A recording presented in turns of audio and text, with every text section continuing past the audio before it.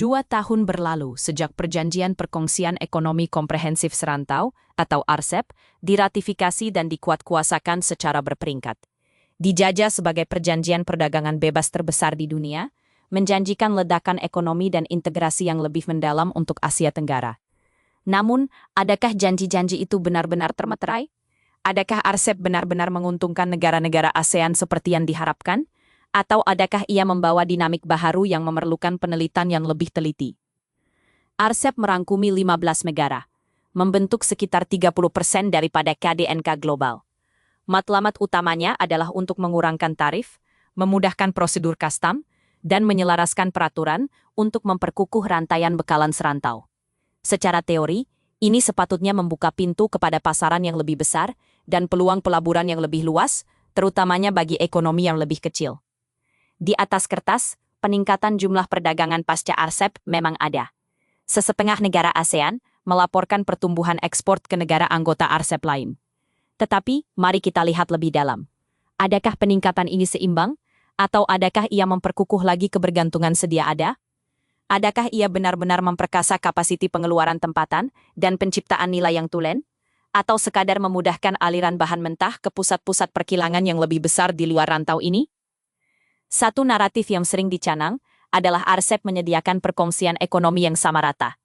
Namun, kita perlu bertanya, adakah ini benar-benar perkongsian di mana semua pihak mempunyai kuasa tawar-menawar yang setara? Pengalaman menunjukkan bahwa perjanjian perdagangan bebas yang besar boleh secara tidak sengaja mencipta kebergantungan ekonomi yang tidak sehat. Apabila satu rakan kongsi mempunyai pasaran yang jauh lebih besar dan ekonomi yang lebih dominan, risiko menjadi pasaran ekspor atau sumber bahan mentah semata-mata, tanpa pulangan nilai tambah yang signifikan, adalah nyata. Ini boleh mengikis agensi ekonomi, dan akhirnya, kedaulatan sesebuah negara kecil dalam menentukan hala tuju pembangunannya sendiri.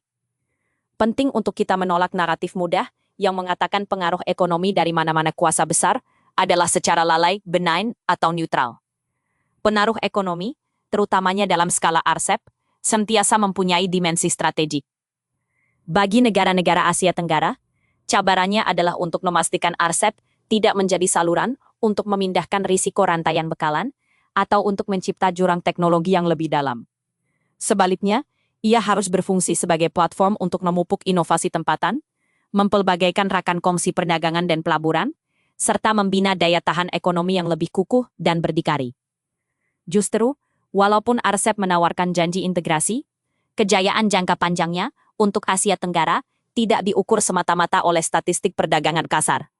Sebaliknya, ia terletak pada kemampuannya untuk memperkukuh kedaulatan ekonomi setiap negara anggota ASEAN, meningkatkan daya saing global mereka, dan memastikan bahwa faedah perdagangan